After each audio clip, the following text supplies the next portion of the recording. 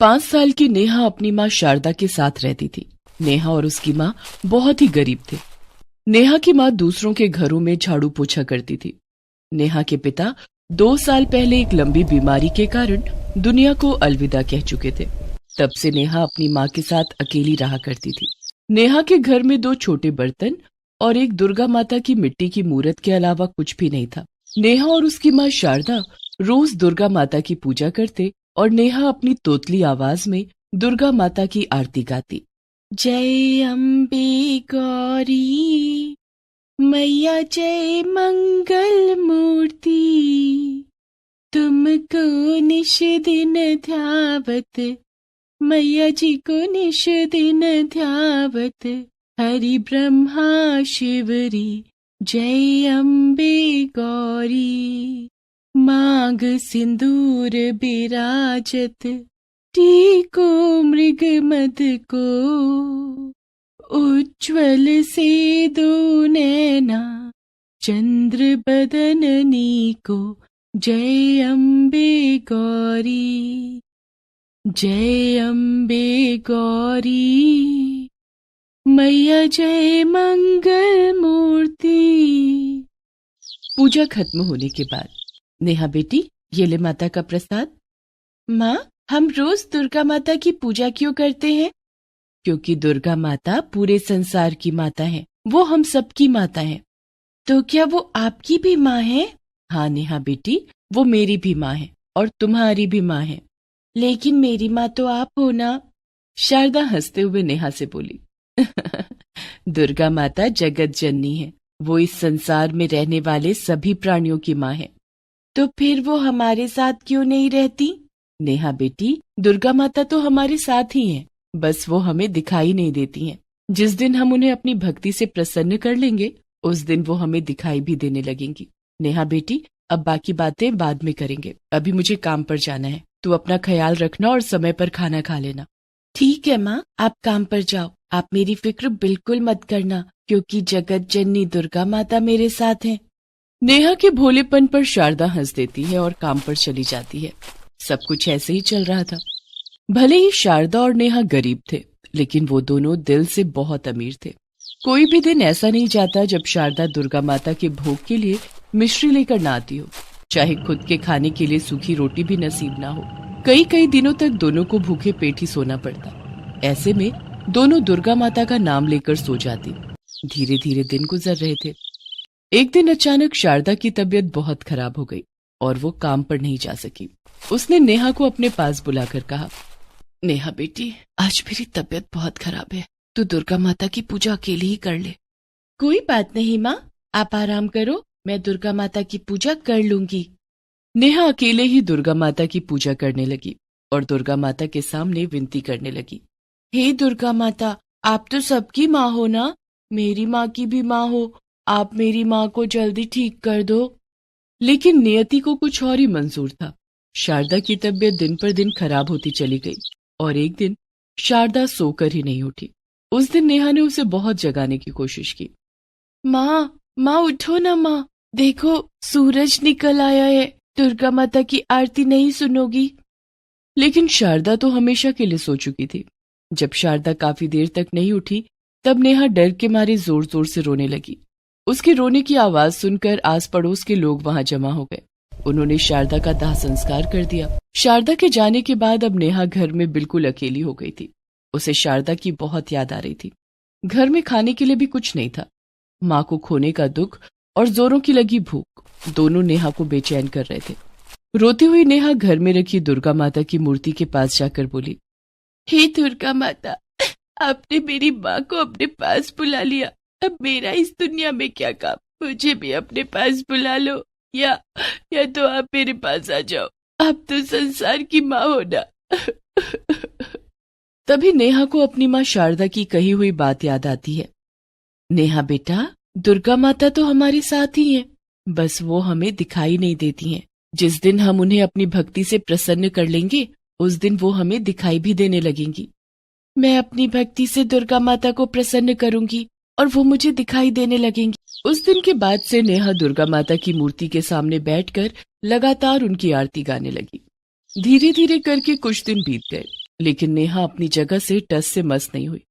वो कई दिनों से भूखी थी, लेकिन शायद दुर्गा माता को देखने की चाहत में उसकी भूख कहीं गायब हो गई थी। कई दिन बीत गए। नेहा ने अन्न का एक दाना भी अपने मुंह में नहीं लिया था और लगातार दुर्गा आरती गाए जा रही थी। जय अम्बे गौरी मैया जय मंगल मूर्ति, तुमको निश दिन ध्यावत हरि ब्रह्मा शिवरी। जय अम्बे गौरी मांग सिंदूर बिराजत, टीको मृग मत को मैया टीको मृग मत को। उज्ज्वल से दो नैना चंद्र बदननी को। जय अम्बे गौरी जय अम्बे गौरी मैया जय मंगल मूर्ति। नेहा की कठिन तपस्या देखकर दुर्गा माता का दिल पसीज गया। दुर्गा माता ने मन ही मन में सोचा, नेहा कई दिनों से मुझे पुकार रही है, मुझे अब नेहा के पास जाना ही होगा और नेहा की मदद भी करनी होगी। दुर्गा माता नेहा की माँ शारदा का रूप धारण करके नेहा के सामने प्रकट हो जाती हैं और नेहा से कहती हैं, नेहा बेटी आंखें खोलो। शारदा की आवाज सुनकर नेहा अपनी आंखें खोलती है। अपनी माँ शारदा को अपने सामने देखकर नेहा खुशी से उछल पड़ती है और शारदा के गले लग जाती है। माँ तुम आ गई माँ। माँ मैंने दुर्गा माता की बहुत तपस्या की है, मैं कई दिनों से लगातार दुर्गा माता की पूजा कर रही हूँ। बेटी तुम्हारी तपस्या से खुश होकर ही दुर्गा माता ने मुझे तुम्हारे पास भेजा है। सच माँ? हाँ मेरी बच्ची तूने बहुत दिनों से कुछ नहीं खाया, चल मैं तुझे खाना खिला देती हूँ। लेकिन माँ तुम्हें कैसे पता चला कि मैं बहुत दिनों से भूखी हूँ? क्योंकि दुर्गा माता ने मुझे सब बता दिया है। अब चल जल्दी से खाना खा ले, देख मैं तेरे लिए हलवा पूरी लाई हूँ। दुर्गा माता अपनी शक्ति से भोजन की एक थाली प्रकट कर देती हैं, जिसमें हलवा पूरी और कई तरह के पकवान थे। शारदा बनी दुर्गा माता नेहा को अपने हाथों से खाना खिलाने लगती हैं। काफी दिनों के बाद अपनी माँ को अपने पास पाकर नेहा भी बहुत खुश थी। माँ आप भी खाओ ना। नेहा अपने हाथों से शारदा बनी दुर्गा माता को खाना खिलाती है। नेहा के हाथ से खाना खाकर दुर्गा माता मन ही मन सोचती हैं, नेहा बेटी तेरी भक्ति ने मुझे प्रसन्न कर दिया, जल्द ही तेरे सारे दुख दूर हो जाएंगे, लेकिन कुछ दिन तेरे सानिध्य का आनंद मैं भी ले लूं। अब शारदा बनी दुर्गा माता नेहा के साथ ही रहने लगती हैं। दुर्गा माता रोज नेहा के साथ खेलती, उसे खिलाती और उसकी देखभाल करती। नेहा रोज माता दुर्गा की मूर्ति की पूजा करती और शारदा बनी दुर्गा माता भी उसके साथ पूजा करती। नेहा अपनी तोतली आवाज में जब दुर्गा आरती गाती, तब शारदा बनी दुर्गा माता गदगद हो जाती। इसी तरह से दोनों के दिन हंसी खुशी से बीत रहे थे। एक दिन दुर्गा माता तो जब से नेहा के पास गई हैं, वापस आने का नाम ही नहीं ले रही हैं। इस तरह से तो सारे जगत में अंधियारा छा जाएगा। माता इस संसार के बाकी प्राणियों की तरफ ध्यान ही नहीं दे रही हैं। अब मुझे ही कुछ करना होगा। शेरू एक बालक का रूप लेकर दुर्गा माता से मिलने नेहा के घर आ जाता है। माता को मेरा प्रणाम। आओ शेरू, तुम भी मेरे साथ नेहा के सानिध्य का आनंद लो। नहीं माता, मैं यहाँ रहने नहीं आया। फिर क्यों आए हो शेरू, क्या बात है, सब ठीक तो है ना? अभी तक तो सब ठीक है माता, लेकिन जल्दी आप वापस नहीं चली तो कुछ भी ठीक नहीं रहेगा। माता नेहा के अलावा और भी भक्त हैं जिन्हें आपकी मदद की जरूरत है। आप इस तरह से उनसे मुंह नहीं मोड़ सकती। आपको सारे संसार के दुखों का नाश करना है। अब आप मेरे साथ वापस चलिए। तुम ठीक कह रहे हो शेरू, नेहा की भक्ति ने मुझे मोह में बांध लिया था। नेहा का साथ पाकर मैं तो भूल ही गई थी कि मैं तो जगत जननी दुर्गा हूँ। मुझे अब यहाँ से वापस जाना ही होगा, लेकिन मेरे जाने के बाद नेहा बिल्कुल अकेली हो जाएगी। नेहा भी बहुत छोटी है, उसे माँ के प्यार की जरूरत है। उसे मैं इस तरह से अकेला छोड़कर नहीं जा सकती। मुझे कुछ न कुछ करना ही होगा। इतना कहकर माता दुर्गा ने अपनी आंखें बंद की और अपनी शक्ति से नेहा की माँ शारदा का एक पुतला प्रकट कर दिया। माता, ये तो नेहा की माँ शारदा का पुतला है। हाँ शेरू। लेकिन नेहा इस पुतले के साथ कैसे रहेगी? तुम चिंता मत करो शेरू, ये पुतला अभी जीवित हो उठेगा। दुर्गा माता ने अपनी शक्तियों से शारदा के पुतले में प्राण डाल दिए और शारदा का पुतला जीवित हो उठा। शारदा ने दुर्गा माता को प्रणाम करते हुए कहा, प्रणाम दुर्गा माता, आपकी कृपा से मुझे दोबारा जीवन मिल गया है, आपका बहुत बहुत धन्यवाद। तभी नेहा भी वहां आ जाती है और दुर्गा माता को देखकर बहुत खुश होती है। दुर्गा माता, आखिर आप हमसे मिलने आ ही गईं। नेहा बेटी, मैं तो इतने दिनों से तेरे साथ ही थी। क्या मतलब, इतने दिनों से आप मेरी माँ के रूप में मेरे साथ रह रही थीं? हाँ नेहा बेटी, लेकिन अब तुम्हारी माँ शारदा वापस आ गई है और अब मुझे वापस जाना होगा। दुर्गा माता, क्या ऐसा नहीं हो सकता कि आप भी हमारे साथ रहे? नहीं नेहा बेटी, मुझे संसार के सभी प्राणियों की रक्षा करनी है, उनके कष्टों को दूर करना है, इसलिए मुझे अब जाना ही होगा। ठीक है, लेकिन आप वादा कीजिए कि आप हमसे मिलने जरूर आएंगी। ठीक है नेहा बेटी, मैं तुमसे वादा करती हूँ कि मैं तुम दोनों से मिलने जरूर आऊंगी। नेहा और शारदा दोनों दुर्गा माता को हाथ जोड़कर प्रणाम करते हैं, जिसके बाद दुर्गा माता अंतर ध्यान हो जाती है। दुर्गा माता के जाने के बाद नेहा और शारदा ने देखा कि उनके घर में रखी दुर्गा माता की मिट्टी की मूर्त के पास ढेर सारे रुपए, पैसे और सोने चांदी रखे हुए थे। माँ, ये देखो, दुर्गा माता की मूर्ति के पास रुपए पैसे रखे हैं। दुर्गा माता ये सब हमें देकर गई हैं। हाँ नेहा बेटी, दुर्गा माता बहुत दयालु हैं, वो गरीबों का दुख नहीं देख सकती। दुर्गा माता के दिए पैसों से नेहा और शारदा की गरीबी भी दूर हो जाती है। पूरे गांव में शारदा के दोबारा जीवित होने की चर्चा होने लगती है। गांव के लोग शारदा और नेहा की दुर्गा भक्ति की मिसालें देने लगे। ये कहानी है नेहरू नगर गांव की रहने वाली सरोज और उसकी 7 साल की बेटी निशु की। सरोज का पति दीनू गांव के साहूकार के यहाँ काम करता था और काम के दौरान एक दुर्घटना में उसकी मौत हो गई थी। पति की मौत के बाद सरोज और निशु गांव के साहूकार के घर में काम करने लगी और साहूकार के जुल्म सहती। दोनों माँ बेटी माँ दुर्गा की बहुत बड़ी भक्त थीं। आइए देखते हैं कि कैसे माँ दुर्गा ने उन्हें साहूकार के जुल्मों से मुक्ति दिलाई। निशु, निशु, जल्दी उठ, काम पर नहीं जाना है क्या? लेट हो गए तो साहूकार की गालियां सुननी पड़ेंगी। अच्छा माँ, उठती हूँ। निशु जल्दी से उठकर नहा लेती है और तैयार हो जाती है। निशु बेटा, आज तो घर में खाने के लिए भी कुछ नहीं है, आज हमें सारा दिन भूखा ही रहना पड़ेगा। सरोज और निशु माँ दुर्गा की बहुत बड़ी भक्त थी। कोई बात नहीं माँ, माँ दुर्गा के आशीर्वाद से हमें भूख का एहसास ही नहीं होगा। सरोज और निशु आंखें बंद करके हाथ जोड़कर माँ दुर्गा की पूजा करने लगती हैं। हे माँ दुर्गा, आप तो अपने सभी भक्तों की मदद करती हो, हमारी मदद कब करोगी?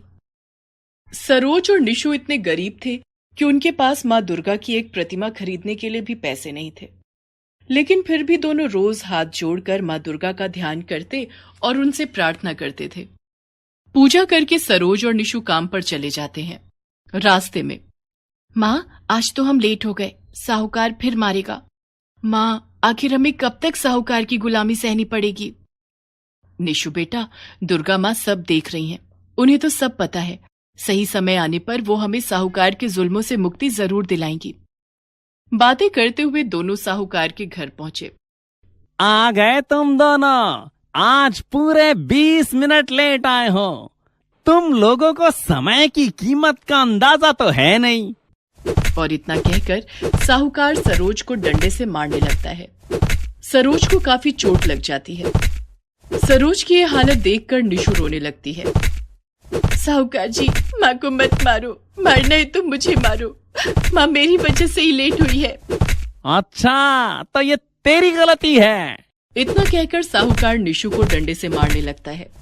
सरोज साहूकार के पैरों पर गिर जाती है और गिड़गिड़ाने लग जाती है। माफ कर दो साहूकार जी, हम आगे से लेट नहीं होंगे, मेरी बच्ची को मत मारो। साहूकार निशु को छोड़ देता है। एक तो तेरे पति ने उधार ले रखा था, उसे चुकाए बिना ही मर गया। उसके बदले में तुम्हारे अलावा और कौन काम करेगा? लेकिन तुम लोग भी कामचोर हो। चलो अब काम पर लगो। दरअसल सरोज के पति दीनू ने अपनी मिट्टी के घर की छत पर खप्पड़ लगाने के लिए साहूकार से 2000 रुपए उधार लिए थे। साहूकार सूद समेत उधार चुकाने के नाम पर दीनू से मजदूरी करवा रहा था। अचानक दीनू की मौत हो जाने के बाद सरोज और निशु को साहूकार के घर पर काम करना पड़ रहा था। उधार तो कब के पूरे हो चुके थे, लेकिन गरीब और अनपढ़ होने के कारण साहूकार उनका फायदा उठा रहा था और उनसे फ्री में अपने घर का काम करवाता। सरोज और निशु माँ दुर्गा का नाम लेकर साहूकार के जुल्म सहते और उसके घर का काम करते। नवरात्रि का त्योहार आने वाला था। त्योहार से पहले साहूकार की पत्नी सरोज और निशु से अपने घर की सफाई करवा रही थी। सरोज, ये माँ दुर्गा की तस्वीर टूट गई है, इसे कूड़े में फेंक दो। लेकिन मालकिन, माँ दुर्गा की तस्वीर कूड़े में कैसे फेंक दूं? पाप लगेगा। बहस मत करो, हम टूटी फूटी चीजें अपने घर में नहीं रखते, बाजार से नई और सुंदर तस्वीर ले आएंगे। लेकिन सरोज ने माँ दुर्गा की टूटी फूटी तस्वीर को छिपाकर एक कोने में रख दिया। काम खत्म हो जाने के बाद सरोज माँ दुर्गा की उस तस्वीर को अपने साथ घर ले आई। माँ, हम इस तस्वीर को अपने घर में रखेंगे। हमारे पास माँ दुर्गा की कोई तस्वीर नहीं है ना? हाँ निशु बेटा, हम गरीबों के लिए ये एक टूटी फूटी तस्वीर नहीं, बल्कि सिर्फ माँ दुर्गा है। माँ दुर्गा की भक्ति सच्चे मन से की जाती है। तस्वीर टूटी हो या नई हो, उससे माँ दुर्गा को कोई फर्क नहीं पड़ता। ये तस्वीर माँ दुर्गा ने खुद हमारे हाथों में दी है, ताकि हम इसे अपने घर में लगाकर माँ दुर्गा की पूजा कर सके। सरोज और निशु उस तस्वीर को अपने टेप से चिपकाकर अपने घर में रख लेते हैं। नवरात्रि का त्योहार शुरू हो चुका था। सरोज और निशु रोज माँ दुर्गा की उस तस्वीर की पूजा करते। नमो नमो दुर्गे सुख करनी, नमो नमो दुर्गे, नमो नमो दुर्गे सुख करनी, नमो नमो दुर्गे दुख हरनी। निरंकार है ज्योति तुम्हारी, तिहु लोक फैली उजियारी। शशि ललाट मुख महाविशाला, नेत्र लाल भ्रिकुटी विकराला। उधर साहूकार के घर में माँ दुर्गा की नई और सुंदर तस्वीर लाई गई। साहूकार की पत्नी रोज उस तस्वीर की पूजा करती। जय अम्बे गौरी, मैया जय श्यामा गौरी। तुमको निश दिन ध्यावत हरि ब्रह्मा शिव जी। ओम जय अम्बे गौरी, जय अम्बे गौरी, मैया जय श्यामा गौरी। तुमको निश दिन ध्यावत हरि ब्रह्मा शिव जी। ओम जय अम्बे गौरी। साहूकार की पत्नी जो मुरझाए हुए फूल फेंक देती, सरोज और निशु उसे अपने आंचल में समेटकर अपने घर ले आते और दूसरे दिन उन्हीं फूलों से माँ दुर्गा की पूजा करते। माँ, हमारे पास माँ दुर्गा को चढ़ाने के लिए प्रसाद तो है ही नहीं। मैंने कल देखा था कि साहूकार की पत्नी ड्राई फ्रूट्स के टुकड़े कचरे में फेंक रही थी। वो टुकड़े मैं कल उनसे मांग लूंगी, उसे ही हम प्रसाद के रूप में चढ़ाएंगे। दूसरे दिन सरोज साहूकार की पत्नी से ड्राई फ्रूट्स के टुकड़े मांगकर घर ले आती है और उससे ही माँ दुर्गा को प्रसाद का भोग लगाती है। सरोज और निशु ने नवरात्रि का व्रत भी रखा था। धीरे धीरे नवरात्रि के 7 दिन बीत गए। माँ, कल दुर्गा अष्टमी है, हम माता को हलवा और पूरी का भोग कैसे लगाएंगे? निशु बेटा, दुर्गा माता हमारी कोई ना कोई मदद जरूर करेंगी। वो अपने भक्तों का बहुत ध्यान रखती हैं। तभी दरवाजे पर दस्तक हुई। सरोज ने दरवाजा खोला तो बाहर एक आदमी खड़ा था। कौन हो भैया? बहन, मैं गरीबों की मदद करने निकला हूँ। जरूरतमंदों को राशन मुफ्त में बांट रहा हूँ। क्या तुम्हें राशन की जरूरत है? हाँ भैया, हमारे पास तो माता को भोग लगाने के लिए भी राशन नहीं है। ये राशन ले लो बहन, इनसे हलवा और पूरी बनाकर माँ दुर्गा को भोग लगा देना। सरोज खुशी खुशी वो राशन ले लेती है। निशु बेटा, मैंने कहा था ना, माँ अपने भक्तों को कभी निराश नहीं करती। जो भी सच्चे मन से माँ दुर्गा की भक्ति करता है, माँ उसकी मदद जरूर करती हैं। दूसरे दिन दुर्गा अष्टमी थी। सरोज और निशु सुबह उठकर माँ दुर्गा की पूजा करती हैं। वे दोनों माता को हलवा, पूरी और चने का भोग लगाती हैं। निशु बेटा जल्दी चल, आज तो बहुत देर हो गई है, साहूकार जी बहुत नाराज होंगे। माँ, साहूकार जी के लिए थोड़ा प्रसाद ले लेते हैं, शायद प्रसाद देखकर उनका गुस्सा कुछ कम हो जाए। ठीक है। सरोज एक पोटली में थोड़ा सा हलवा, पूरी और चने का प्रसाद रख लेती है और दोनों माँ बेटी साहूकार के घर पहुंचती हैं। देर हो जाने के कारण साहूकार बहुत गुस्से में था। आ गए तुम दोनों माँ बेटी को बहुत चर्बी चढ़ गई है, आज फिर लेट आए हो। माफ कीजिए मालिक, वो आज दुर्गा अष्टमी थी ना, तो मैं और निशु माता रानी की पूजा करने लगे थे। भोग का प्रसाद बनाने में देरी हो गई। ये लीजिए, मैं आपके लिए भी माता का प्रसाद लाई हूँ। लेकिन साहूकार ने सरोज के हाथ पर एक डंडा मारा, जिससे प्रसाद छिटक कर जमीन पर गिर गया। बेचारी सरोज जमीन पर गिरे हुए प्रसाद को चुनकर अपने आंचल में भरने लगी, लेकिन साहूकार का डंडा नहीं रुका। वो लगातार सरोज को डंडे से पीट रहा था और सरोज उसकी परवाह किए बिना प्रसाद को जमीन से चुन रही थी। ये सब देखकर निशु बहुत जोर जोर से रोने लगी। तभी अचानक वहां वही आदमी आ गया जिसने सरोज को मुफ्त में राशन दिया था। उस आदमी ने साहूकार का हाथ पकड़कर उसे रोक लिया। तेरी इतनी हिम्मत, तू जानता है मैं कौन हूँ? मैं तुम्हारे बारे में सब जानता हूँ, लेकिन तुम नहीं जानते कि मैं कौन हूँ। तू जो कोई भी हो, मुझसे बड़ा नहीं हो सकता। मैं इस गांव का साहूकार हूँ। साहूकार के इतना कहते ही उस आदमी के शरीर से बहुत तेज रोशनी निकली और वो दुर्गा माता की सवारी शेरू में बदल गया। शेरू गुस्से में बहुत जोर जोर से दहाड़ रहा था और उसी क्षण शेरू के ऊपर बैठी हुई माता दुर्गा वहां प्रकट हो गई। माता रानी को अपने सामने देखकर सरोज और निशु ने हाथ जोड़कर उन्हें प्रणाम किया। नीच साहूकार, तेरा वध करने के लिए तो मेरा शेरू ही काफी है। तेरे पापों का घड़ा भर चुका है, अब तुझे मरना ही होगा। साहूकार माता रानी के सामने गिड़गिड़ाने लगता है, लेकिन तभी शेरू उछलकर साहूकार पर हमला कर देता है। ये देखकर सरोज और निशु हाथ जोड़कर माता रानी से साहूकार को माफ करने के लिए दया की भीख मांगने लगती हैं। माँ, साहूकार को माफ कर दो, इनकी तरफ से हम आपसे माफी मांगते हैं। माता रानी के आदेश से शेर साहूकार को छोड़ देता है। नीच साहूकार, तू जिन पर रोज जुल्म करता था, आज वही तेरे लिए दया की भीख मांग रही है। तेरी भक्ति सिर्फ एक दिखावा है, लेकिन सरोज और निशु की भक्ति ही सच्ची भक्ति है, जिसने आज मुझे यहां आने पर विवश कर दिया। माता रानी सरोज और निशु को आशीर्वाद देती हैं। तुम दोनों ने मेरी सच्ची भक्ति की है। तुम दोनों के दुख भरे दिन आज से समाप्त हो जाएंगे। इतना कहकर माता रानी अंतर्ध्यान हो जाती हैं। सरोज और निशु अपने घर आ जाती हैं। निशु सरोज के घाव को पानी से धोती है। माँ, बहुत दर्द हो रहा है ना? अरे कैसा दर्द? माता रानी को सामने देखकर तो मेरे सारे दुख दर्द गायब हो गए। माँ, जमीन पर गिरे हुए जो प्रसाद तुमने अपने आंचल में बांधे थे, वो दो ना। बड़ी भूख लग रही है, उसे ही खा लूंगी। लेकिन वो तो जमीन पर गिर गए थे बेटा। कोई बात नहीं माँ, प्रसाद तो प्रसाद होता है।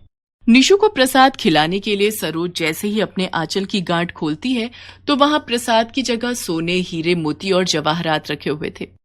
ये देखकर दोनों माँ बेटी बहुत खुश हो जाती हैं। अरे वाह माँ, अब तो हम अमीर हो गए। माता रानी ने हमारी सुन ली। ये सब माता रानी की कृपा से ही हुआ है। सरोज और निशु को अब साहूकार के घर काम करने की जरूरत नहीं थी। माँ दुर्गा के आशीर्वाद से उनकी गरीबी के दिन दूर हो गए थे। बोलो माता रानी की जय, माँ शेरा वाली की जय।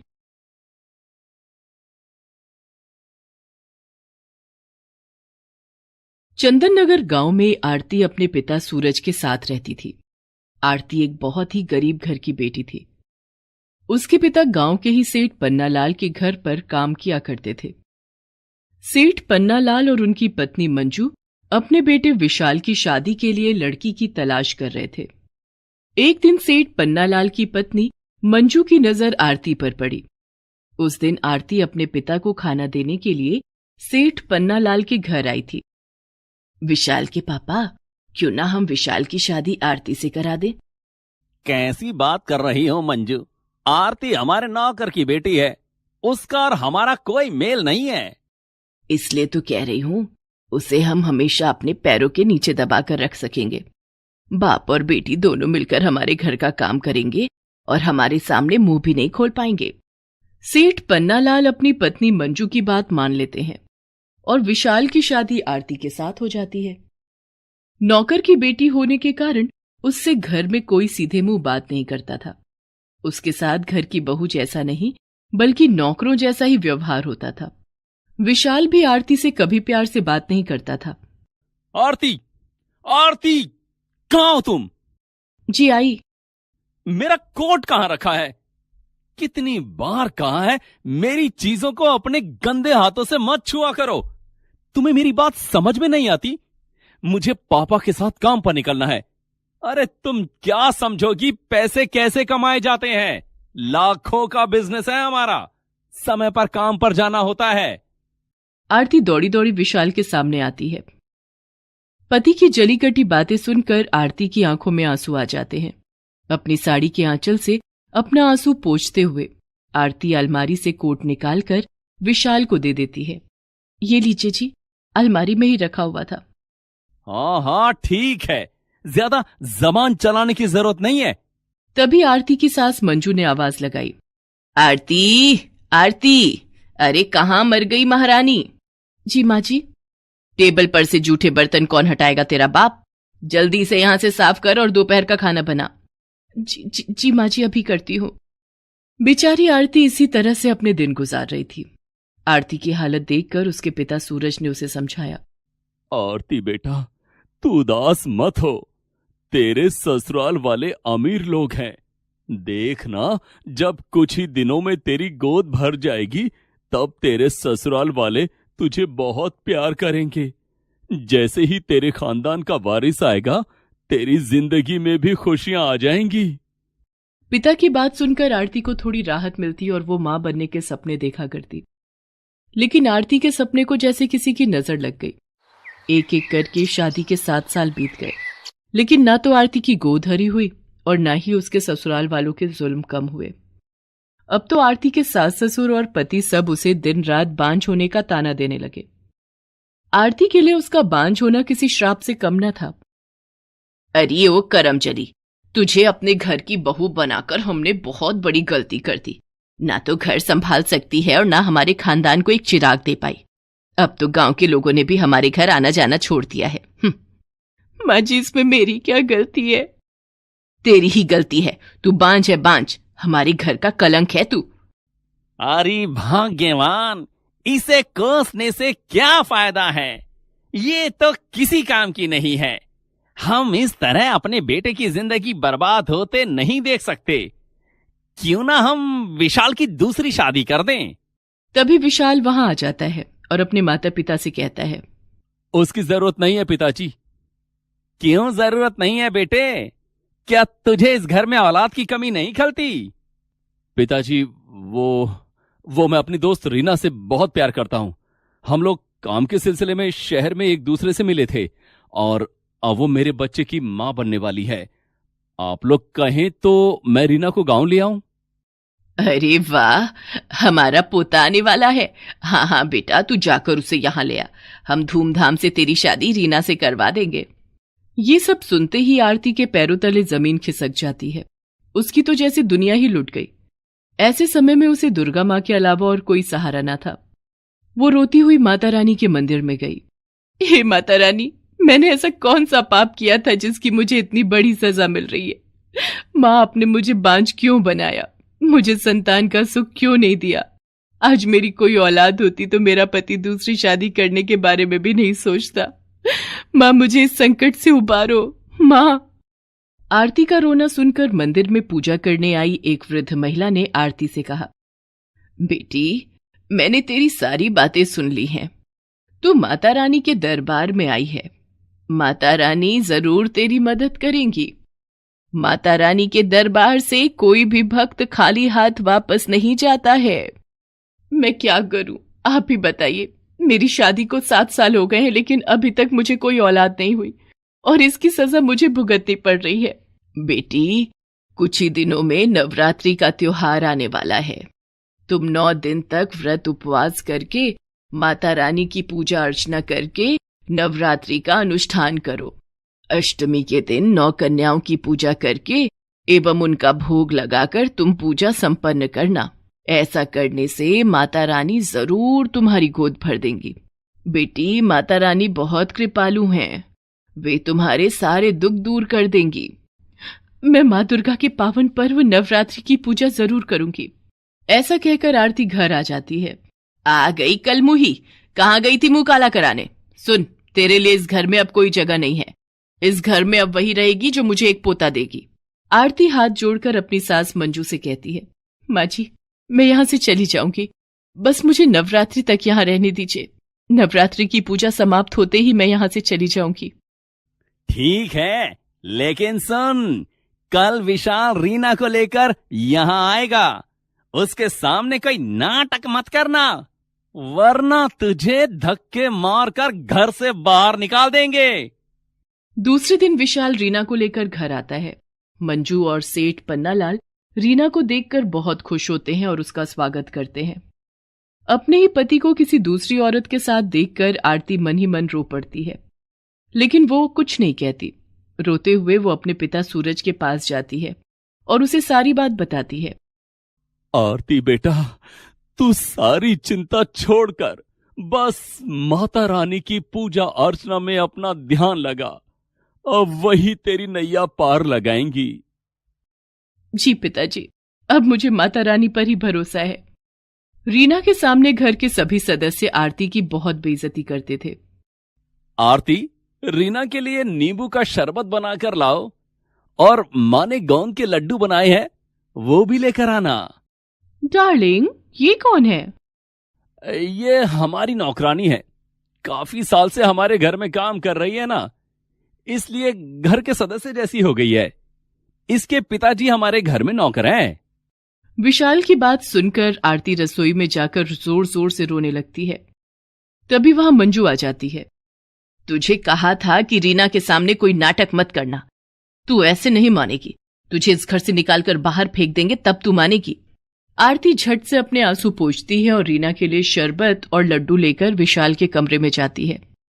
वहां विशाल बड़े प्यार से रीना के पेट को सहला रहा था। अपने ससुराल में आरती खून का घूंट पीकर रह रही थी और बस माता रानी का नाम लेती थी। कुछ दिनों बाद नवरात्रि का पावन त्योहार शुरू हो गया। आरती ने अपने सास ससुर से घर में नवरात्रि का अनुष्ठान करने की अनुमति मांगी। नहीं, रीना की गोद भराई की रस्म होनी है, एक घर में दो अनुष्ठान नहीं हो सकते। तुम कहीं और जाकर अपना ये नाटक करो। आरती के सास ससुर उसे घर में नवरात्रि की पूजा करने के लिए मना कर देते हैं, जिसके बाद आरती अपने पिता सूरज की झोपड़ी में नवरात्रि पूजा करने लगती है। आरती ने अपनी झोपड़ी में देवी दुर्गा की प्रतिमा की स्थापना की और व्रत उपवास करके पूरे विधि विधान से माता रानी की पूजा अर्चना की। जय अम्बे गौरी मैया, जय श्यामा गौरी, तुमको निश दिन ध्यावत हरि ब्रह्मा शिवरी। जय अम्बे गौरी, मांग सिंदूर बिराजत, टीको मृग मद को मैया, टीको मृग मद को। उज्ज्वल से दो नैना, उज्ज्वल से दो नैना, चंद्र बदननी को। जय अम्बे गौरी, कनक समान कलेवर, रक्तांबर राजे मैया, रक्तांबर राजे। रक्त पुष्प गलमाला, रक्त पुष्प गलमाला, कंठन पर साजे। जय अम्बे गौरी। अष्टमी के दिन आरती ने प्रसाद बनाया और कंचकों की पूजा की और उन्हें भोग लगाया। इधर आरती के ससुराल में रीना की गोद भराई की रस्म की तैयारी हो रही थी। रीना अपने कमरे में तैयार हो रही थी, तभी विशाल वहां आता है। रीना किसी से फोन पर बात कर रही थी। तुम चिंता मत करो डार्लिंग, गोद भराई की रस्म में मुझे जितने गहने मिलेंगे मैं वो सब लेकर तुम्हारे पास कल ही आ जाऊंगी। और मैंने तो यहाँ की तिजोरी की चाबियां भी हथिया ली हैं। विशाल के माता पिता ने पोते के आने की खुशी में तिजोरी की चाबी मुझे दे दी है। बहुत जल्द मैं सारे सामान के साथ तुम्हारी बाहों में रहूंगी। विशाल रीना की सारी बातें सुन लेता है। ये तुम किससे बात कर रही हो रीना? विशाल को सामने देखकर रीना हड़बड़ा जाती है और उसके हाथ से फोन छूटकर नीचे गिर जाता है। विशाल वो फोन उठा लेता है। फोन के उस तरफ से किसी दूसरे आदमी की आवाज आ रही थी। हेलो हेलो रीना, क्या हुआ? तुम चुप क्यों हो गई? तुम कल आ रही हो ना? विशाल फोन काट देता है और अपने पिता सेठ पन्नालाल और मां मंजू को सारी बात बताता है। हे भगवान, हम बर्बाद होने से बच गए। उधर मंजू का अलग ही रोना था। हाय राम, लगता है इस घर में पोता कभी नहीं आएगा। माँ, किसी और के पाप को मैं अपना नाम तो नहीं दे सकता ना। रीना के पेट में किसी और का बच्चा है, मेरा नहीं। ये तो हमें लूटकर कल यहां से भागने वाली थी। अब गोद भराई के रस्म की सारी तैयारी हो चुकी है, अब हम क्या करेंगे? मालिक, आप गोद भराई की रस्म अपनी बहू आरती की कीजिए। आरती मां बनने वाली है। क्या? हाँ मालिक, नवरात्रि पूजा के अंतिम दिन कंचकों को प्रसाद खिलाने के बाद आरती की तबीयत अचानक खराब हो गई। मैं वैद्य जी को बुला कर लाया। मैंने सोचा था शायद उपवास के कारण आरती की तबीयत बिगड़ गई होगी, लेकिन बधाई हो सूरज, तुम्हारी बेटी मां बनने वाली है। आरती 1 महीने के गर्भ से है। ये सब नवरात्रि पूजा और माता रानी की कृपा से हुआ है मालिक। सूरज की बात सुनकर मंजू ने आरती को गले से लगा लिया। सभी ने आरती से अपने कुकर्मों की माफी मांगी और आरती की गोद भराई की रस्म पूरी की गई। विशाल ने पुलिस बुलाकर रीना को हवालात भेज दिया और 8 महीने बाद माता रानी की कृपा से आरती ने एक सुंदर सी बेटी को जन्म दिया। बोलो माता रानी की जय, शेरा वाली की जय, पहाड़ा वाली की जय।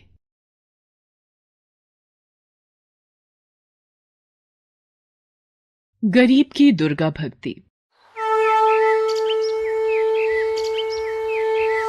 जय अम्बे गौरी मैया, जय श्यामा गौरी, तुमको निश दिन ध्यावत हरि ब्रह्मा शिव जी।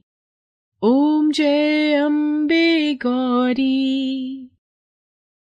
अरे भोला, रुक बेटा, ले ये माता रानी का प्रसाद खा के जा। ले, हाथ आगे कर। ओहो माँ, पहले ही देर हो रही है, लाओ जल्दी। जल्दी का काम शैतान का होता है बेटा, आराम से जा। आराम से तो बस आप ही रह सकती हो माँ जी, ये आराम से बैठ गए तो घर कैसे चलेगा। जाओ जी, जल्दी जाओ आप। माँ जी के पास तो कोई काम है नहीं, सारा दिन माता रानी के सामने घंटी बजाने के सिवाय। भोला अपने खेत के लिए निकल जाता है। ना तो उसने मीना को उसके व्यवहार के लिए टोका और ना ही मंगला उसे कुछ कह सकी। दरअसल मंगला की बहू मीना बहुत ही तेज तर्रार थी, साथ ही लालची और मतलबी भी। वो मंगला से कभी भी सीधे मुंह बात नहीं करती थी। भोला भी उसी के रंग में रंग चुका था। दूसरी तरफ मंगला सारा दिन बस मां दुर्गा की भक्ति में ही लीन रहती थी। उसे दुनियादारी से कोई मतलब ही नहीं था। ना उसे मीना से कोई उम्मीद थी और ना ही भोला से। उसे तो बस अपनी माता रानी का साथ ही चाहिए था जो उसके पास था। माते, ये मंगला आपकी परम भक्त है, लेकिन इसकी ये बहू इसे कितना प्रताड़ित करती है। ना तो उसे ठीक से खाने को देती है और ना ही पहनने को। इसका बेटा भी इसकी परवाह नहीं करता।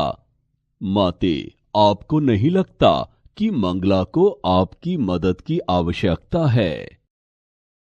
शेरा, आवश्यकता तो हर मनुष्य को हर समय होती है, लेकिन उसे पूरा कैसे करना है ये तो मनुष्य के अपने हाथ में ही होता है। विधि के विधान में सभी का भाग्य लिखित है। थोड़ा धीरज रखो। जैसे मंगला के मन में मां दुर्गा बसी हुई थी, ठीक वैसे ही मां दुर्गा भी मंगला से बहुत प्रेम करती थी। लेकिन फिर भी अभी मंगला को बहुत कुछ सहना था। मीना बेटी, कल से नवरात्रे शुरू हो रहे हैं, तो माता रानी की पूजा का सामान चाहिए था और मेरे व्रत भी होंगे तो। माँ जी, देखिए, आपको व्रत रखने हैं तो शौक से रखिए, लेकिन एक बात साफ साफ सुन लीजिए, आपके लिए फल मेवा और ये पूजा का इतना महंगा सामान लाने के लिए पैसे नहीं है हमारे पास। सब कुछ तो आपके सामने ही है। पता नहीं फिर भी आपको कुछ दिखता क्यों नहीं। ले देके एक खेती तो है हमारे पास। बड़ी मुश्किल से इस बार चने की फसल कुछ ठीक ठाक हुई है, वो भी अभी पूरी तरह से तैयार नहीं है। अब आप ही बताइए कि पहले घर के जरूरी खर्च देखें या आपके ये सब नाटक। इतना कहकर मीना वहां से चली गई। मंगला ने बड़ी उम्मीद भरी नजरों से भोला की तरफ देखा, लेकिन भोला ने भी उसकी उम्मीदों को पल भर में तोड़ दिया। माँ, मीना ठीक ही तो कह रही है। वैसे भी तुम्हारा हर दिन तो माता रानी के नाम से ही शुरू होता है और उन्हीं के नाम के साथ खत्म भी होता है। तो फिर ये नवरात्रि पर व्रत रखने से क्या खास हो जाएगा? खामखा तुम्हारी तबीयत बिगड़ जाएगी और फिर डॉक्टर की फीस और दवाइयों पर फालतू खर्च, ये सब बड़ा भारी पड़ जाएगा माँ। मंगला फिर कुछ न कह सकी, लेकिन वो उदास जरूर थी। उसने तो सोचा था कि इस नवरात्रि पर वो माता रानी का नया मंदिर बनवाएगी, लेकिन यहां तो पूजा का सामान ही नहीं आ पा रहा था। वो उदास होकर माता रानी के सामने गई और हाथ जोड़कर बोली, मां, मेरे बच्चों को क्षमा करना। ये नादान है, पर मैं जानती हूं कि आप अपने इस भक्त की मदद जरूर करेंगी। इतना कहकर मंगला रोने लगी। दूसरी तरफ मीना के दिमाग में नई खिचड़ी पकने लगी थी। सुनो जी, मैं क्या बोल रही थी, अपने खेत की फसल बस तैयार ही होने वाली है, तो किसी को तो उसकी रखवाली करनी ही होगी। हाँ, तो मैं रहता तो हूं सारा दिन खेत में। देखा, भूल गए ना, कल हम दोनों को मेरे मायके चलना है पूरे 1 हफ्ते के लिए। मेरे इकलौते भाई की शादी है, तो जब आप यहां नहीं रहेंगे तो खेत का ख्याल कौन रखेगा? हाँ, ये तो मुश्किल हो गई। ऐसा करते हैं, तुम अकेली चली जाओ शादी में, मैं रुक जाता हूं यहीं। अरे ना ना, आप नहीं चलोगे तो अच्छा लगेगा क्या? और वैसे भी मैंने शादी के लिए सारी तैयारियां कर ली हैं। आपके लिए और अपने लिए नए कपड़े भी खरीद लिए हैं। ये देखिए, शादी की हर रस्म के लिए अलग अलग कपड़े खरीदे हैं मैंने, तो शादी में तो जाना ही है हम दोनों को। तो फिर खेत खेत को कौन देखेगा? माँ जी है ना, वो रखवाली कर लेंगी खेत की। माँ, लेकिन वो कैसे? वो सारा दिन खेत पर करेंगी क्या? वही जो यहाँ घर पर करती हैं। खेत के कोने में जो एक छप्पर है, वही सारा इंतजाम कर देंगे। उनकी माता रानी की मूर्ति भी ले जाकर रख देंगे वहीं पर। वैसे भी माँ जी के नवरात्रि के व्रत चल रहे हैं, तो उनके खाने पीने की चिंता तो है नहीं। जैसे यहाँ रहने वाली थी, वैसे ही वहां रह लेंगी। साथ में खेत की रखवाली भी हो जाएगी।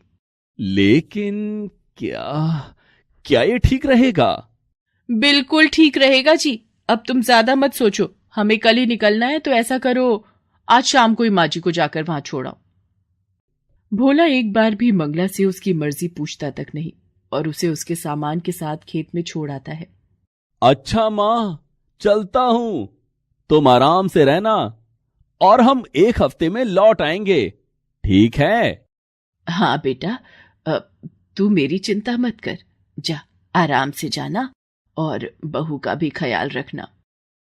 मंगला जानती थी कि अब उसे अपनी आगे की जिंदगी उसी छप्पर के नीचे बितानी थी, क्योंकि वो मीना के लिए सिर्फ एक बोझ थी, जिसे उसने खेत की रखवाली के बहाने उतार दिया था। इस सब के बाद भी मंगला दुखी नहीं थी, क्योंकि उसकी माता रानी तो अब भी उसके साथ ही थी। शेरा, कितने दिन हो गए धरती पर विचरण किए हुए, चलो आज चलते हैं। मां दुर्गा की बात मानकर उनका शेर अपना रूप बदलकर एक बालक का रूप धारण कर लेता है, और मां दुर्गा स्वयं उसकी माता का स्वरूप लेकर धरती पर आती है। वो शेरा के साथ मंगला के गांव में ही आती हैं। चलते चलते वे दोनों भोला के खेत के पास रुकते हैं, जहां मंगला अपने छप्पर के नीचे मां दुर्गा की भक्ति में लीन थी। माते, ये तो मंगला है। इतनी तेज धूप में ये यहां क्या कर रही है? हाँ शेरा, ये मंगला ही है। इसे इसके बेटे बहू ने यहाँ बेसहारा छोड़ दिया है। ओह, ये तो बिल्कुल अच्छा नहीं किया उन्होंने। माते, अब तो आपको इसकी मदद करनी ही चाहिए। मां दुर्गा मुस्कुराकर शेरा की तरफ देखती हैं और फिर उसे अपने साथ चलने का इशारा करती हैं। वे दोनों सीधे मंगला के पास पहुंचते हैं। फिर मां दुर्गा मंगला से कहती हैं, माता जी प्रणाम, मेरा नाम दुर्गा है और ये मेरा बेटा है। इसे बहुत भूख लगी है। हमारा घर यहाँ से काफी दूर है, पहुंचते पहुंचते शाम हो जाएगी।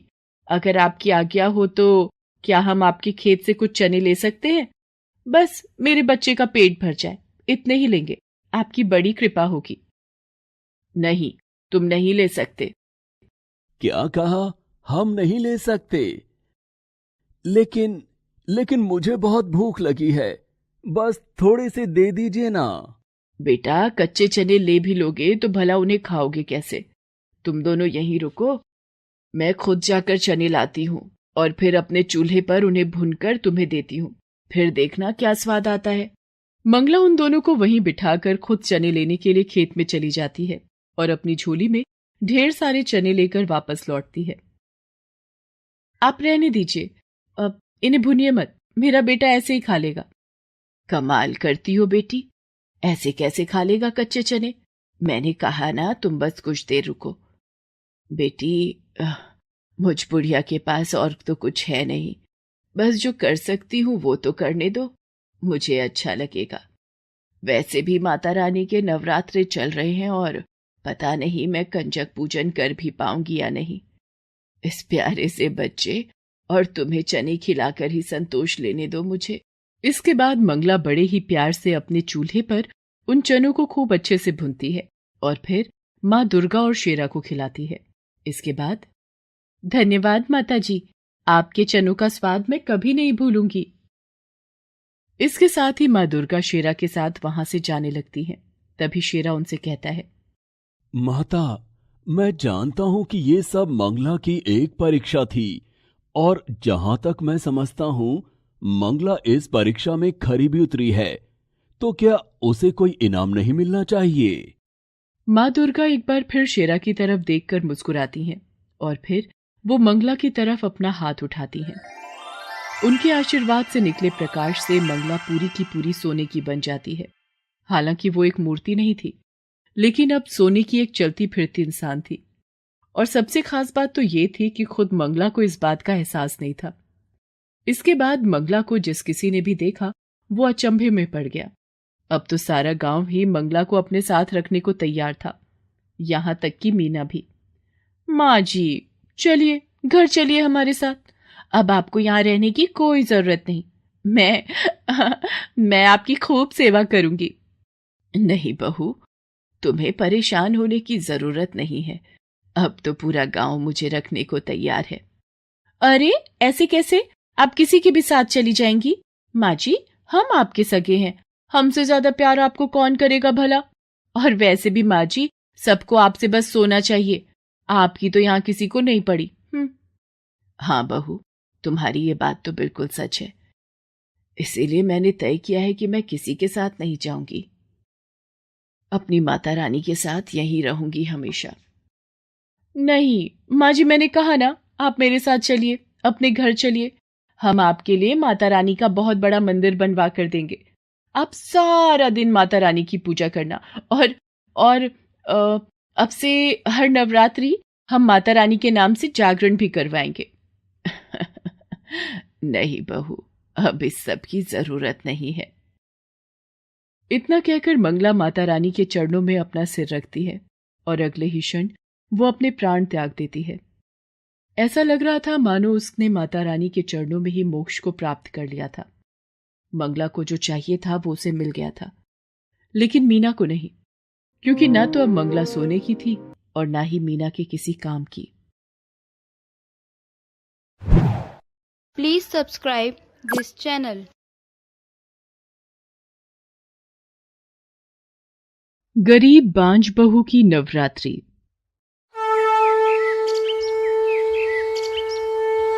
सुनंदा की शादी को 5 साल हो गए थे। शादी के इन 5 सालों में बहुत कुछ बदला। अगर कुछ नहीं बदला तो वो था सुनंदा का नसीब। पैदा होने के साथ ही वो अपने पिता के लिए एक बोझ के सिवाय कुछ नहीं थी। स्कूल जाकर पढ़ाई लिखाई करने की इच्छा उसे मन में ही दबानी पड़ी। सिलाई कढ़ाई में मन लग गया तो पिता ने उसकी शादी का फरमान सुना दिया। शादी के बाद घर गृहस्थी के बोझ तले मानो सुनंदा की सारी उम्मीदें टूट चुकी थीं। लेकिन इस सब के बीच भी सुनंदा के पास एक सहारा था, और वो था माता रानी का साथ। वो बचपन से ही माँ दुर्गा की भक्त थी। वो जब भी उदास होती तो माता रानी का श्रृंगार करने लगती। ऐसा करने से वो अपने सारे दुख भूल जाती और खुश हो जाती। उसके पति केशव को भी उससे लगाव नहीं था। वो रिक्शा चलाता था। कमाने वाला वो अकेला और घर में खाने वाले 5 लोग, सुनंदा के सास ससुर, उसकी ननद और केशव के साथ वो खुद। तो कई बार केशव अपनी खींच भी सुनंदा पर ही उतार दिया करता था। ये लीजिए पानी। आथू, क्या है ये? क्या उबाल कर लाई है क्या? इतना गर्म पानी? जी वो इतनी गर्मी पड़ रही है ना, तो इसीलिए पानी रखे रखे गर्म हो गया। क्यों? वो जो मिट्टी का घड़ा था अपने घर में, उसे अपने मायके दे आई क्या? सिर्फ घड़ा होने से क्या होता है बेटा, उसमें नियम से पानी भी भर कर रखना होता है। और इस सालसन से कहाँ हो सकेगा इतना बड़ा काम। तू ठहर जा बेटा, मैं अभी भर देती हूँ। माँ जी वो घड़ा नहीं है। हैं? नहीं है का क्या मतलब? कहाँ गया वो? क्या सच में दे आई अपने मायके? माँ जी वो कल पड़ोस के बच्चे जब यहाँ खेलने आए थे तो उन्हीं से टूट गया था वो। हे भगवान, अब बताओ, एक ही तो घड़ा था घर में, सारी गर्मियां उसी के सहारे तो कटती थी, वो भी तुड़वा दिया इसने। लेकिन मेरी एक बात समझ में नहीं आती, ये पड़ोस के बच्चे हमारे घर में खेलने क्यों आते हैं? इनके अपने घर भी तो हैं, वहां क्यों नहीं खेलते? और हमारे घर में तो कोई बच्चा भी नहीं है जो उसके साथ खेलने आते हो। हाय बेटा, यही तो रोना है। तेरे बाबूजी और मेरे तो कान तरस गए बच्चे की किलकारी सुनने को, लेकिन जब नसीब ही फूटे हों तो करें भी तो क्या। बेटा मैं ही बुला लेती हूं उन बच्चों को, उन्हें देख के ही मन बहलाना पड़ता है अब तो। इतना कहकर सुनंदा की सास प्रेमलता अपना सिर पकड़कर बैठ जाती है। केशव उसके पास जाता है और कहता है, मां, तुम परेशान मत हो, अब तुम ही बताओ क्या करूं मैं? कितने डॉक्टर, कितने वैद्य, सबको तो दिखा दिया इसे। लगता है मेरी किस्मत में औलाद का सुख है ही नहीं। नहीं, ऐसा मत बोल बेटा। देख, मैंने तुझे पहले भी कई बार समझाया, अब फिर से कह रही हूं, ये करम जली तो तुझे बच्चा दे नहीं सकेगी। बेटा ये बांझ है बांझ। मेरी मान तो तू दूसरी शादी कर ले। वो मेरी सहेली है ना कांता, वो तो आज भी अपनी बेटी हमें देने को तैयार है। माँ जी ये आप क्या कह रही हैं? मेरे होते हुए ये दूसरी शादी कैसे कर सकते हैं? मैं ऐसा नहीं होने दूंगी, ये गलत है। सुनंदा की बात सुनकर केशव फौरन अपनी जगह से उठता है और सुनंदा के गाल पर एक जोरदार तमाचा जड़ देता है। तेरी इतनी हिम्मत कि तू मां से ऊंची आवाज में बात करे? गलती मेरी ही है, मुझे मां की बात पहले ही मान लेनी चाहिए थी। मां, तुम कांता मौसी से बात कर लो, मैं तैयार हूं शादी के लिए। अब बस बहुत हो गया, इस मनुष्य की शक्ल और नहीं देखनी मुझे भी। नहीं, ऐसा मत कीजिए, मुझे मत छोड़िए, मैं कहाँ जाऊंगी? कहीं भी जा, पर हमारा पीछा छोड़, समझी ना? चल अभी के अभी निकल मेरे घर से। और सुन, अगर दोबारा दिख गई ना यहां तो तुझे जिंदा गाड़ देगा मेरा बेटा, याद रखना। केशव और उसकी मां प्रेमलता सुनंदा को धक्के मारकर घर से बाहर निकाल देते हैं। सुनंदा अपने मायके जाने के बारे में सोचती है, लेकिन वो जानती थी कि वहां भी उसे कोई नहीं अपनाएगा। सुनंदा अकेली रोती हुई चली जा रही थी। अचानक उसे माता रानी का मंदिर दिखाई दिया। मंदिर को देखकर उसे याद आया, कल से तो माता रानी के नवरात्रे शुरू हो रहे हैं। मैं घर पर होती तो खूब अच्छे से माता रानी का श्रृंगार करती, लेकिन अब क्या होगा? ये सोचकर सुनंदा रोने लगती है। वहीं पास में मंदिर के पंडित जी खड़े थे। वो सुनंदा को जानते थे, क्योंकि नवरात्रि पर हर रोज वो इसी मंदिर में माता रानी की पूजा करने आया करती थी। सुनंदा को रोते देखकर पंडित जी उसके पास आए और उससे बोले, बेटी, तुम रो क्यों रही हो? क्या बात है? सुनंदा पंडित जी को सारी बात बताती है। फिर पंडित जी उससे कहते हैं, धीरज रखो बेटी, माना कि तुम्हारे साथ बहुत गलत हुआ, लेकिन तुम तो माता रानी की भक्त हो। इस मुश्किल समय में भी माता रानी तुम्हारे साथ हैं, तुम परेशान मत हो। अगर तुम चाहो तो यहां मंदिर में रह सकती हो, और वैसे भी कल से माता रानी के नवरात्रे शुरू हो रहे हैं, और तुमसे अच्छा माता रानी का श्रृंगार तो कोई कर ही नहीं सकता। पंडित जी की बातों ने जैसे सुनंदा को जीने की वजह दे दी थी। अब मंदिर का आंगन ही उसका घर बन गया। उसने पूरी श्रद्धा से नवरात्रि के व्रत रखे और पूरे मन से हर रोज माता रानी का श्रृंगार करने लगी। पंडित जी मंदिर में आए चढ़ावे में से कुछ पैसे और पेट भरने लायक प्रसाद उसे दे दिया करते थे। इस तरह सुनंदा अपना गुजारा करने लगी। वो सुबह जल्दी उठकर पूरा मंदिर साफ करती और फिर माता रानी का श्रृंगार करने के बाद सारा दिन मंदिर के आंगन में ही माता रानी के भजन कीर्तन करती। मंदिर में जो भी आता उसके भजन सुनकर माता की भक्ति में खो जाता।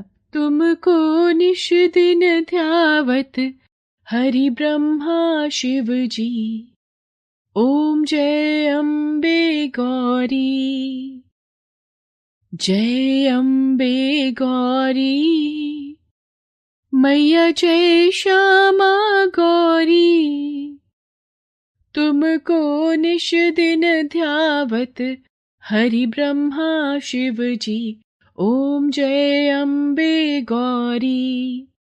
फिर कुछ दिनों के बाद, अरे अरे ये क्या कर रही हो सुनंदा? दीदी कल नवमी है तो कन्या पूजन की तैयारी कर रही हूँ। आप अपनी बेटी माला को समय से भेज देना, कल सुबह यही मंदिर के आंगन में ही कन्या पूजन होगा। वो सब तो ठीक है, पर ये बताओ कन्या पूजन तुम करोगी क्या? और माता रानी का प्रसाद वो भी तुम ही बनाओगी क्या? हाँ दीदी, वैसे तो हर साल पंडित जी हलवाई को बुलवाते थे, लेकिन इस बार मैंने ही उनसे मना कर दिया।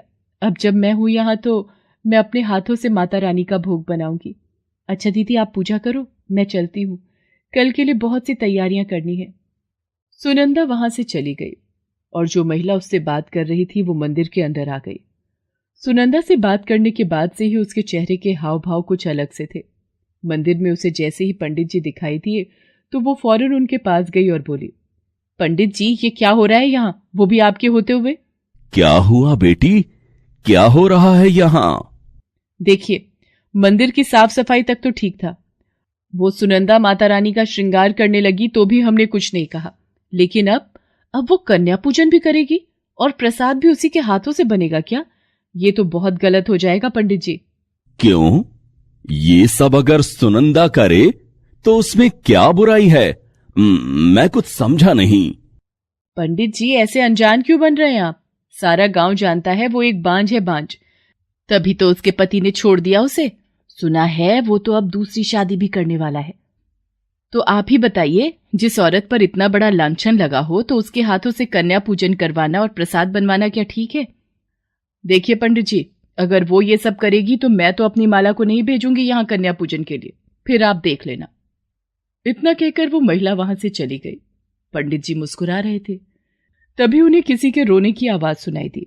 वो सुनंदा थी जो पास ही खड़ी थी और सब कुछ सुन चुकी थी। पंडित जी उसे कुछ समझा पाते उससे पहले ही वो रोती हुई माता रानी की मूर्ति के पास गई और रोते हुए बोली, माँ ये कब तक सहना होगा मुझे? घर परिवार सब छूट गया, अब आपका साथ भी छोड़ना होगा क्या? नहीं माँ, इससे अच्छा तो मैं मर ही जाऊं, वही अच्छा रहेगा। नहीं बेटी, इतनी जल्दी हिम्मत मत हारो। तुम माता रानी की शरण में हो। मुझे पूर्ण विश्वास है कि वो तुम्हारे दुख का निवारण अवश्य करेंगी। अभी ऐसा करो, कल के प्रसाद और माता रानी के श्रृंगार के लिए जो कुछ चाहिए वो सब जाकर ले आओ बाजार से। लो ये पैसे भी रख लो। लेकिन पंडित जी मैं नहीं, आप किसी और से करवा लीजिए सब कुछ। नहीं बेटी, पूरे नवरात्रे तुमने माता रानी की सेवा की है, तो नवमी पर तुम्हारा यह अधिकार मैं तुमसे कैसे छीन सकता हूं? तुम कुछ मत सोचो और बाजार से जाकर ये सामान ले आओ। बाकी सब माता रानी पर छोड़ दो, ठीक है? पंडित जी की बात मानकर सुनंदा उनसे पैसे लेकर बाजार की तरफ चल देती है। वो बाजार पहुंचने ही वाली थी कि अचानक एक जगह उसे कुछ लोगों की भीड़ दिखाई दी। उसने पास जाकर देखा तो वहां एक कार का भयंकर एक्सीडेंट हो रखा था। वहीं पास में ही एक छोटी सी बच्ची जोर जोर से रो रही थी। कोई उस बच्ची की मदद के लिए आगे नहीं आ रहा था। सुनंदा ने जैसे ही ये सब देखा तो उसने फौरन उस बच्ची को गोद में उठा लिया। फिर उसने बच्ची के माँ बाप की तरफ देखा जिनकी मौत हो चुकी थी। सुनंदा ने फौरन उस बच्ची को गले से लगा लिया और रोने लगी, लेकिन इस बार उसके आंसुओं में खुशी भी झलक रही थी, क्योंकि वो समझ गई थी कि माता रानी ने उसे अपना आशीर्वाद दे दिया है, साथ ही जीने की वजह भी। Please subscribe this channel.